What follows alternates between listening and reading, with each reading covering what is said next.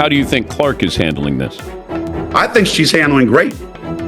I think she talks a lot of and she gets a lot of back. So she deserves everything she gets because she gives it as good as she gets. She's just not built for the physicality of this league. Like, she's third or fourth in betting odds of being MVP at a WNBA. These people are so disrespectful and so unknowledgeable and so stupid. If you're a basketball player but just a recreational golfer like Caitlin is, the delusional fan base that follows her disrespects the LPGA golfers by thinking she can go into this tournament and do anything. There are actually fans that think she can make birdies or even pars. These people are so disrespectful and so unknowledgeable. What's really behind Hall of Fame coach Geno Auriemma's persistent criticism of rising superstar Caitlin Clark? Why would one of the most respected figures in women's basketball go as far as mocking her for something as trivial as playing golf? To understand the motivation behind this unexpected feud, we have to look deeper than surface-level comments. This isn't just a random jab. It reflects a much larger shift taking place in the sports world. Both Caitlin Clark and Geno Auriemma have fundamentally changed women's basketball, one from the bench and the other on the court. But what happens when two giants of the game appear to be moving in opposite directions? Geno Auriemma is one of the most influential coaches in basketball history. He has led women's college basketball for nearly 4 decades and turned the University of Connecticut into a dynasty after taking over the program in 1985. Under his leadership, UConn became the standard of excellence, posting 33 straight winning seasons, 6 undefeated campaigns, and setting the record for longest winning streak in NCAA history, 111 consecutive victories from 2014 to 2017. Auriemma has won 11 national championships, the most of any coach in Division I basketball history, solidifying his legacy as the winningest coach the sport has ever seen. He has also coached some of the greatest players in women's basketball history, producing multiple number 1 WNBA draft picks including Sue Bird, 2002, Diana Taurasi, 2004, Tina Charles, 2010, Maya Moore, 2011, Breanna Stewart, 2016, and projected future top pick Paige Buchers. When elite talent plays for him, Auriemma knows how to maximize it. But what happens when the most transformative talent the sport has ever seen isn't under his guidance? Beyond his coaching success, Auriemma has long been known as an outspoken and often controversial voice. He has never shied away from blunt opinions in press conferences or media appearances and has been involved in multiple high-profile rivalries throughout his career. His honesty has earned him respect, but also criticism. On the other side of this divide stands Caitlin Clark. Unlike Auriemma, her legacy has been built entirely on performance. During her college career, Clark won nearly every major individual award available. She was a 2-time Naismith College Player of the Year, along with back-to-back AP Player of the Year John R. Wooden Award, Wade Trophy, and Myers-Drysdale Award honors. Most notably, she became the all-time leading scorer in NCAA Division I basketball history, surpassing records held by both men and women, including Pete Maravich. Clark carried that dominance into the WNBA, along with an unprecedented wave of new fans. The surge in attention surrounding her arrival became known as the Caitlin Clark effect. She has broken records at both the college and professional levels while redefining expectations for scoring, shooting range, and playmaking. Off the court, her impact has been just as dramatic. Viewership numbers have skyrocketed, arenas are selling out, and the overall visibility of women's basketball has reached heights never seen before. Caitlin Clark is widely admired for the positive change she has brought to the sport, which makes Auriemma's public criticism especially puzzling to many fans. Instead of embracing the massive growth in attention, a growth that benefits the entire ecosystem of women's basketball, Auriemma has taken pointed shots at Clark and her supporters. He has labeled her fanbase as delusional and suggested that focusing on Clark somehow disrespects other WNBA players. What he seems to overlook is why this surge of fans arrived now. It didn't happen because of long-standing league marketing or past stars. It happened because Clark's talent, charisma, and style of play captured the imagination of people who had never watched women's basketball before. She brought excitement, accessibility, and visibility in a way few athletes ever have. Yet despite her historic accomplishments and cultural impact, Auriemma continues to frame Clark as being on a lower tier than previous legends of the game. That stance raises an uncomfortable question. Is this criticism really about basketball, or is it about control, legacy, and unease with how the spotlight is shifting? Whatever the answer, the tension between Geno Auriemma and Caitlin Clark highlights a pivotal moment for women's basketball. The game is growing, the audience is changing, and long-standing power structures are being challenged. And that may be the real reason this feud has captured so much attention.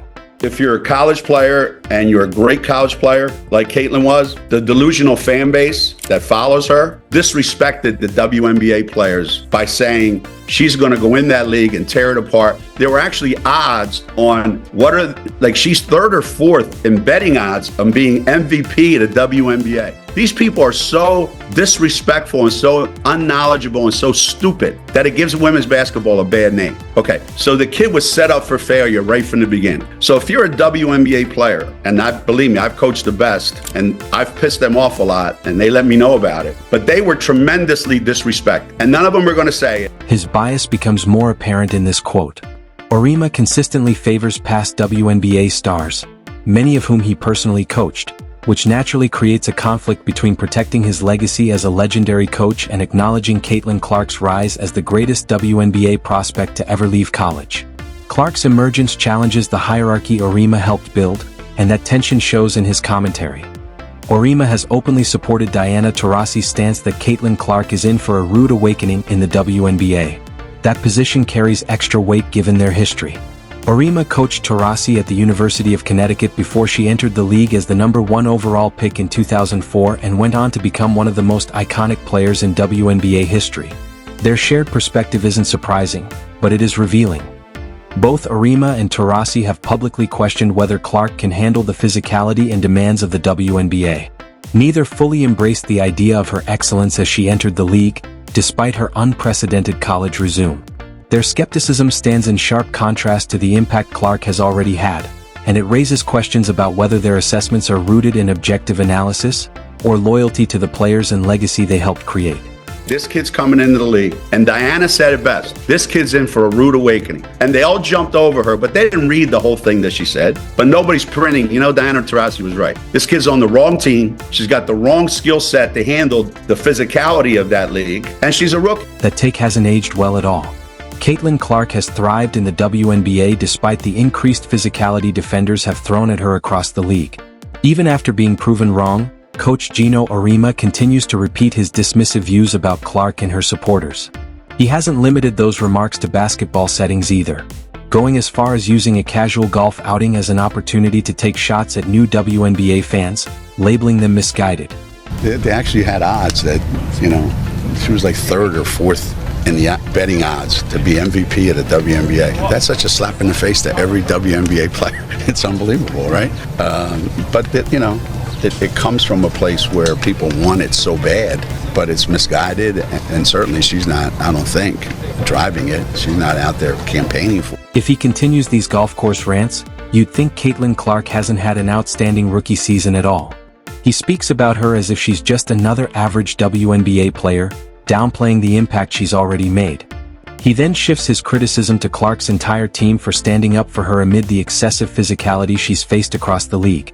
In those moments, there's a noticeable edge to his comments, especially when he starts comparing her situation to his own past experiences, complaining about fouls and physical play. The undertone feels less like objective analysis and more like lingering resentment, if not outright jealousy. She has good days, she has bad days, she makes shots, she doesn't make shots. But it's funny to listen to the fever management, Jamone, about physical fouls whenever, anytime I Jamone about the game being too physical. There's always somebody on that staff saying that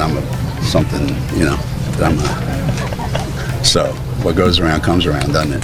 Caitlin Clark proved she was a force to be reckoned with in the WNBA from the very start of her rookie season. She was named WNBA Rookie of the Year, falling just one vote short of a unanimous decision after receiving 66 of 67 votes. As many of her supporters predicted, Clark didn't just adjust to the league, she thrived. She led the entire WNBA in assists, breaking the record for most assists ever recorded by a rookie, and finished near the top of the MVP ladder in her first year. Her impact went far beyond rookie honors.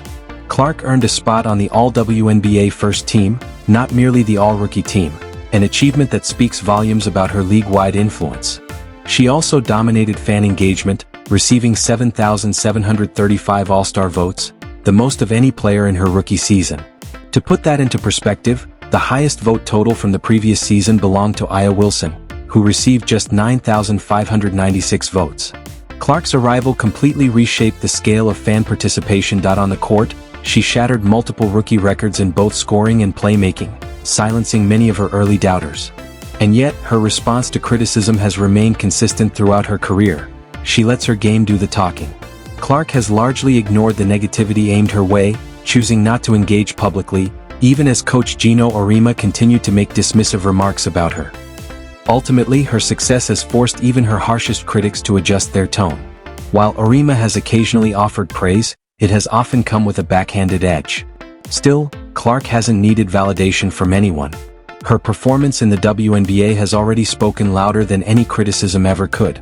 I think she's handling great. I think she talks a lot of and she gets a lot of back. So she deserves everything she gets because she gives it as good as she gets. She's just not built for the physicality of this league. Yeah. And she's not quick enough to get away from the physicality. So there's a lot of learning curve, like Diana said. And when she gets it, she has elite skills that are going to really help her. Yeah, but she needs to be on a better team, and she needs to be more experienced, and that will come. But for these ridiculous fans who had her slotted as the next Diana, now they're out of their mind.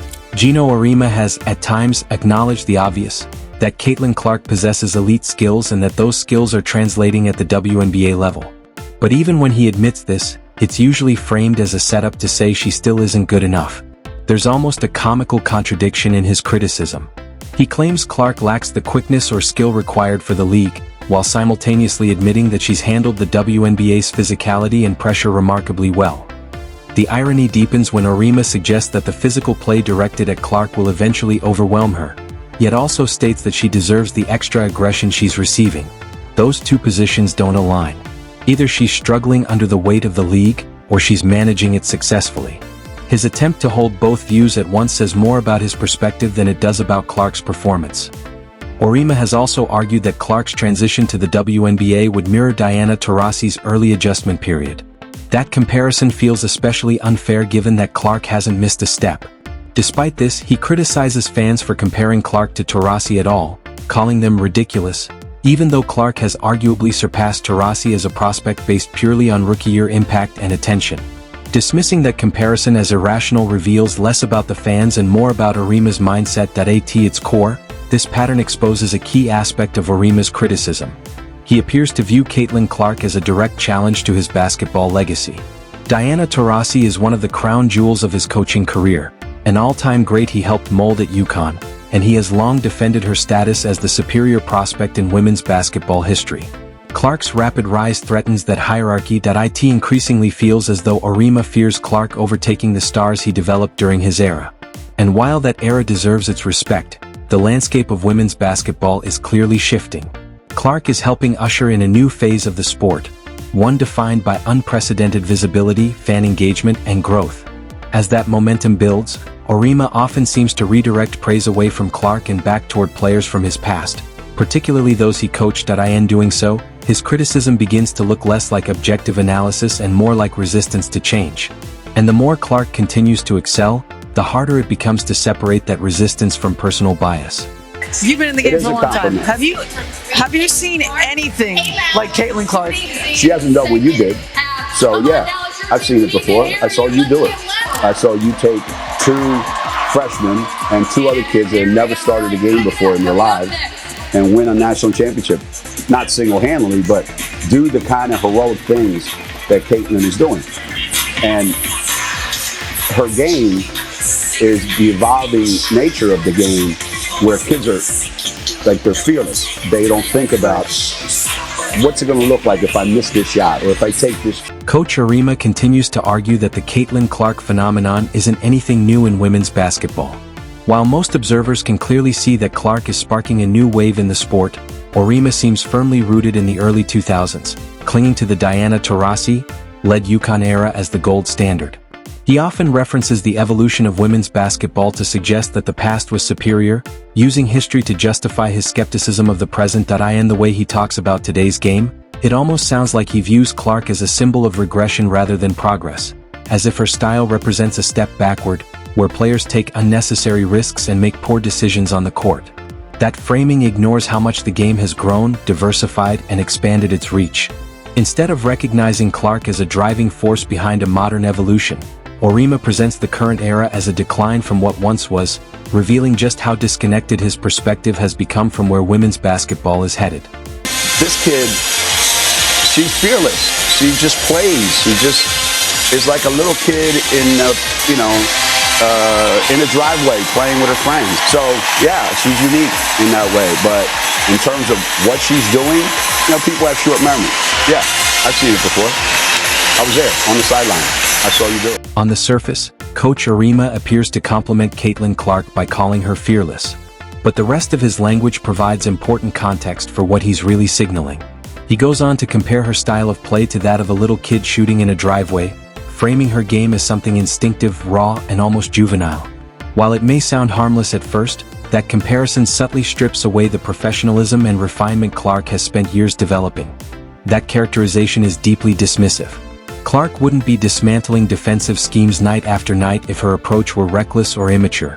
Her success is built on an advanced understanding of spacing, timing, and decision-making, traits that reflect a player whose basketball IQ is well beyond her years. By framing her style as playful rather than calculated, Auriemma minimizes the intelligence and discipline behind her game. He further reinforces this stance by insisting that what Clark is doing isn't anything new, because he's supposedly seen it before in Diana Taurasi. That comparison, while flattering on the surface, ultimately serves to diminish Clark's individuality and impact. It reflects a conservative outlook on a sport that is rapidly evolving, an outlook that risks holding the game back rather than pushing it forward. Yes, Caitlin Clark plays with a modern, dynamic, and flashy style, but that should be celebrated, not treated with suspicion. This evolution has expanded the audience, energized the league, and brought women's basketball to new heights. Instead of embracing that progress, Auriemma's comments make him sound anchored in an era that began in the 1980s. He underscores this disconnect even further by claiming that the entire rookie class, including Clark, is nothing special. In trying to downplay Clark's rise, Auriemma unintentionally exposes how firmly he's holding on to an outdated basketball worldview. And as the game continues to grow and modernize, that resistance becomes harder and harder to justify. There's a huge target on this kid's back. I thought Cameron Brink said something really smart. She said, now they're expecting this rookie class to be perfect. This rookie class isn't even one of the best rookie classes in the last 10 years. But they've been put out to be that because the way social media is today. So what kind of impact is this rookie class having in the WNBA? Auriemma reduces the excitement surrounding this new wave of women's basketball players to nothing more than social media hype, another one of his trademark hot takes. Ironically, social media has worked in his favor as well. It's helped him stay relevant, largely by fueling controversy through statements like these. In that sense, the very platform he dismisses has amplified his voice. It raises a fair question. Are his repeated, discouraging comments about Caitlin Clark less about honest analysis and more about attention? By positioning himself against the most popular figure in the sport right now, he keeps himself at the center of the conversation. In doing so, he appears to be leveraging Clark's visibility to maintain his own. Lately, it even feels as though he's trying to recast Clark as a villain, someone responsible for what he sees as the dilution of the game. That framing is especially striking given that Clark has done nothing but elevate women's basketball, bringing in new fans and expanding the league's reach. Instead of celebrating that growth, Auriemma's narrative shifts blame onto the very player driving the sport forward, further revealing how disconnected his perspective has become from the current reality of the game. Now, she talks a lot of shit on the court, all right? Believe me. When people talk about in the WNBA, why are these people beating up Caitlin Clark? Because she talks a lot of shit on the court, all right? That's what makes her good. So she's not like this, angel walking around there and everybody else is beating her up. Nah, she's got a lot to say. Blaming a player for being targeted is never acceptable. Caitlin Clark has faced a level of physicality in the WNBA that is unprecedented in both scale and documentation.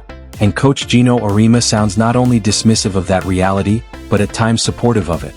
Rather than acknowledging the imbalance, he's been quick to redirect blame toward Clark, accusing her of trash talk, despite clear evidence that the negativity and aggression aimed at her far outweigh anything she's given in return.